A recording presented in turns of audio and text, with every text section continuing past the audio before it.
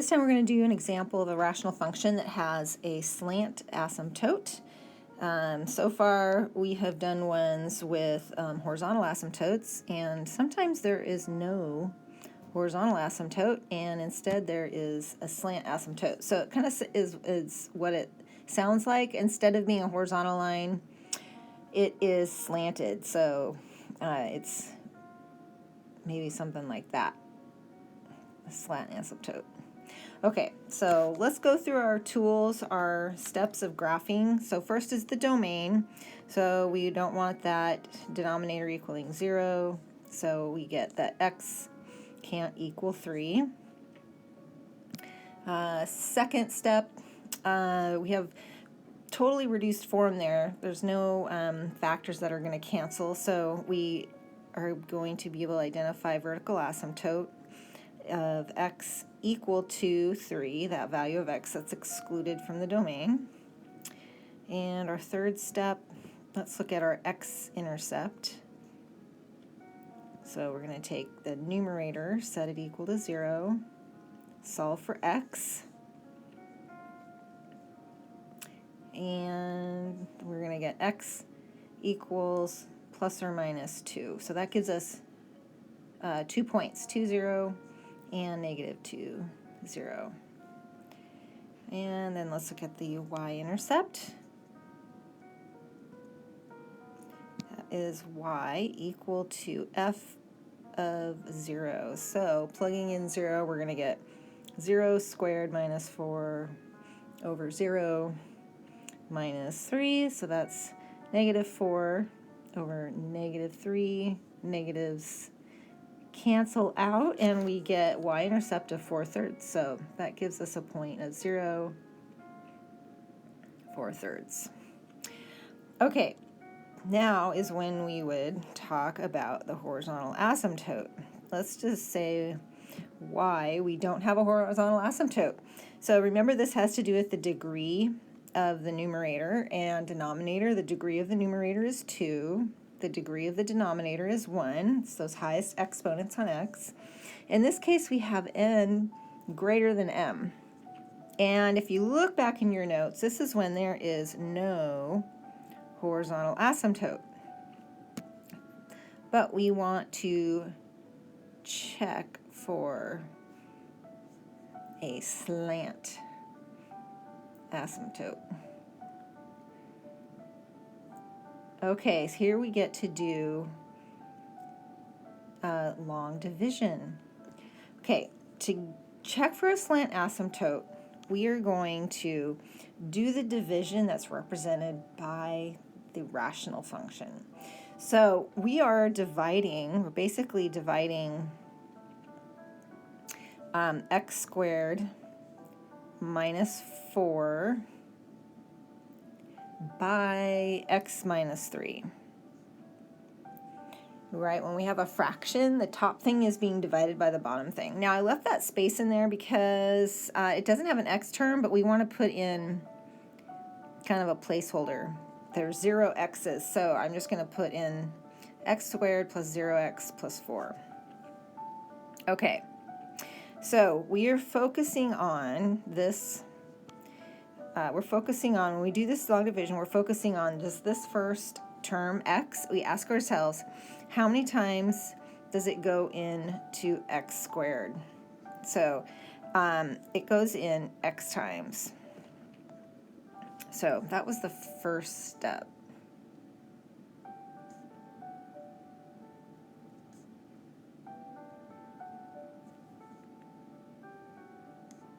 So how many times does x go into x squared?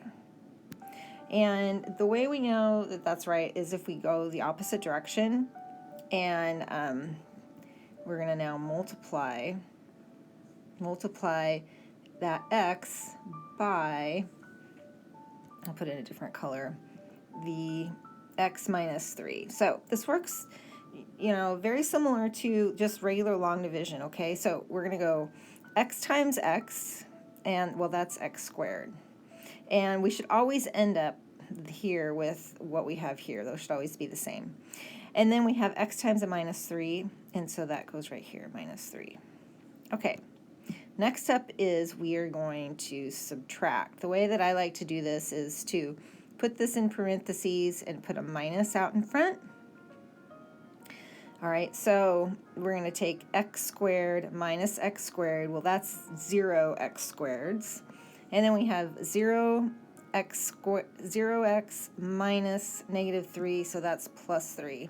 So that results in a 3 down here, or a 3x, I'm sorry. Actually, oh, I need to go back. Okay, so sorry about this. This should have been x times a negative 3. This should have been a minus 3x. Okay, now we do that subtraction. 0 minus a negative 3x is plus 3x. And then we bring down the negative 4.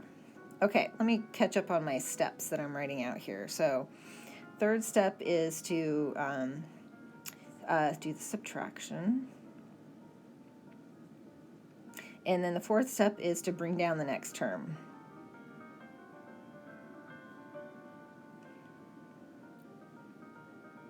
Which in this case was that minus 4.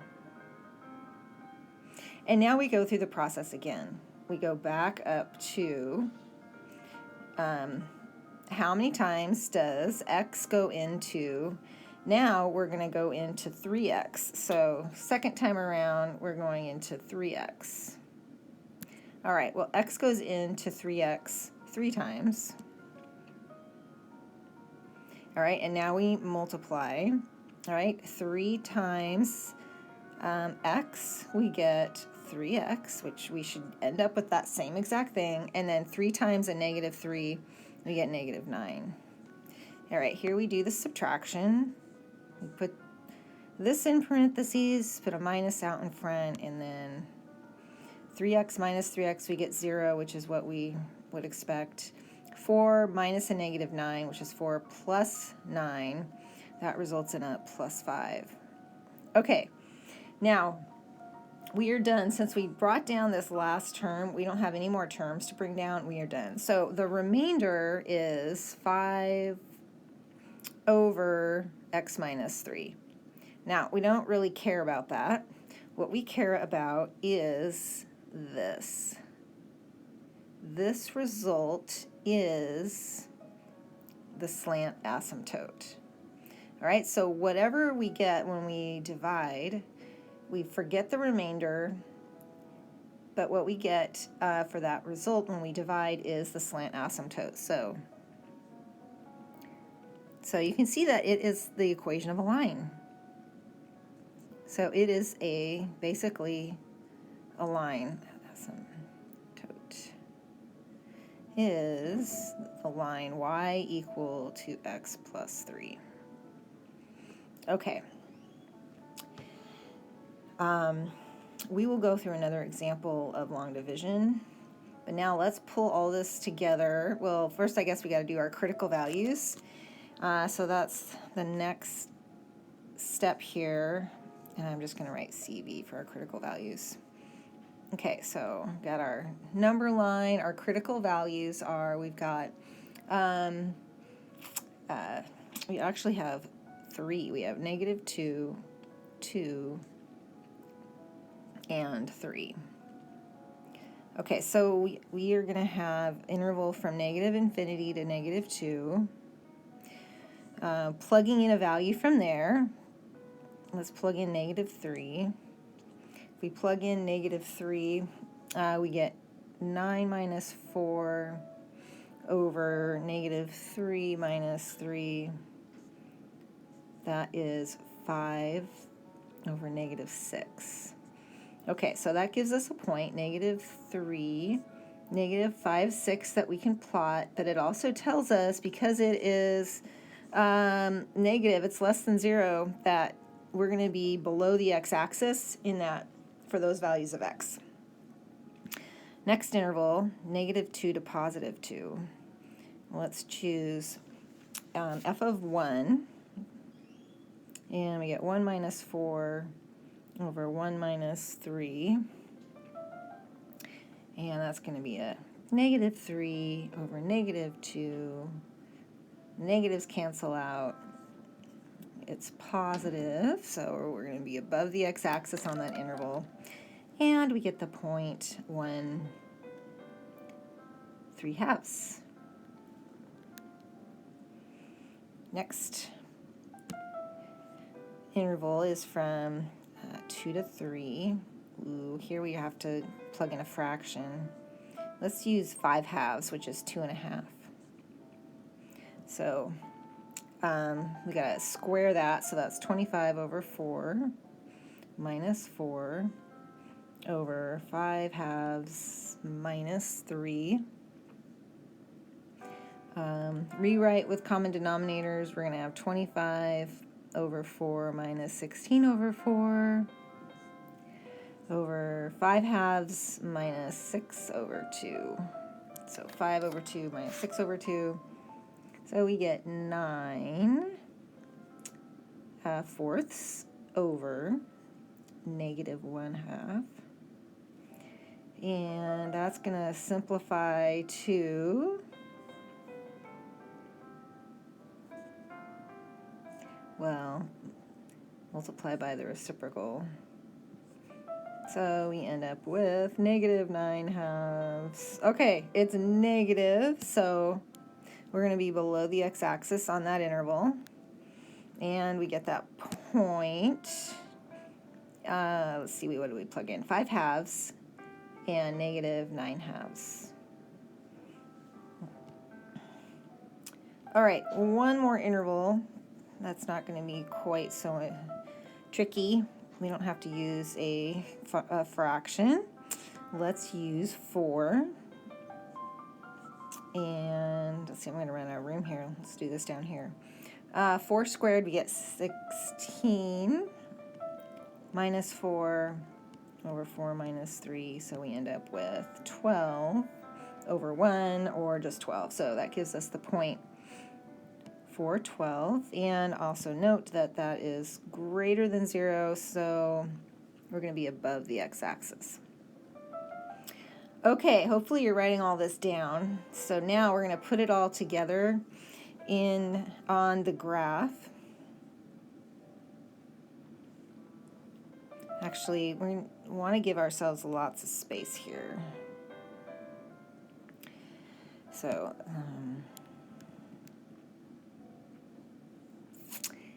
and I'm going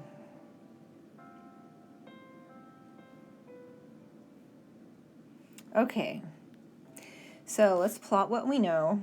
We've got a vertical asymptote at x equal to 3. So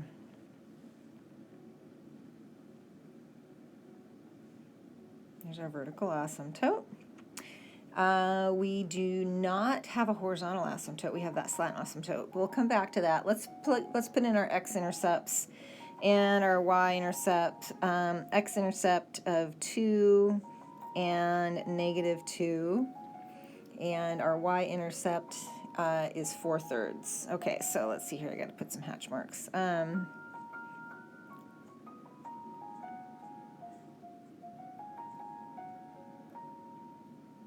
Okay, 4/3, so it's going to be about right there, which is like 1 1/3, about right there. Okay, and now we can put in our slant asymptote.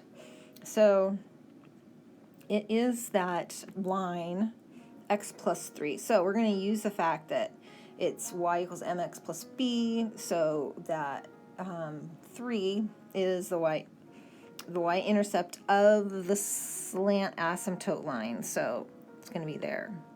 And then now we can use the slope of 1. All right, we got a 1 in front of that x. We're going to use that slope to find other points. So we go up 1 over 1, and then we could go down 1 over 1. Okay, so we get an idea of what that is going to look like. Put a dotted line through there. That is the slant asymptote. Y equals x plus 3. And I didn't So that's the SA, slant asymptote. Over here, this was the VA, the vertical asymptote at x equals 3. Okay, now we can plot these other points that we have to kind of help us. We have the point 412, all right, so that's right here. And then we've got the point -3, -5/6. So that's going to be about right here. We have the point 1 3/2. All right, which is about right there. And let's see what other one we have. We have 5/2, -9/2. So that's like 2.5. And then a -4.5. So it's going to be somewhere down here.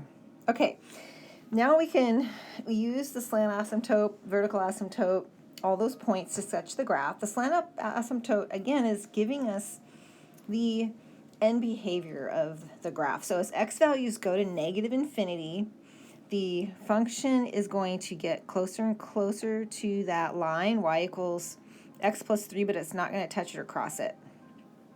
And then as we get close to that vertical asymptote, all right, we're going to go to -infinity because we're below the x-axis there. Now we only have this one point up here, this point -412. Well, we can just use that point and say, well, as we get close to that vertical asymptote, we're going to go to +infinity. And as we have larger values of x, we're going to approach the slant asymptote. So we get the sketch to look like that. So just a reminder for the slant asymptote. Or here, let me give you a definition. I don't think I gave you a definition. So as x goes to ±infinity, so again, it's end behavior, it has a slant asymptote, f of x, or y, goes to that slant asymptote. Okay, so for our example, as x goes to ±infinity, y values, or the function values, are going to x plus 3.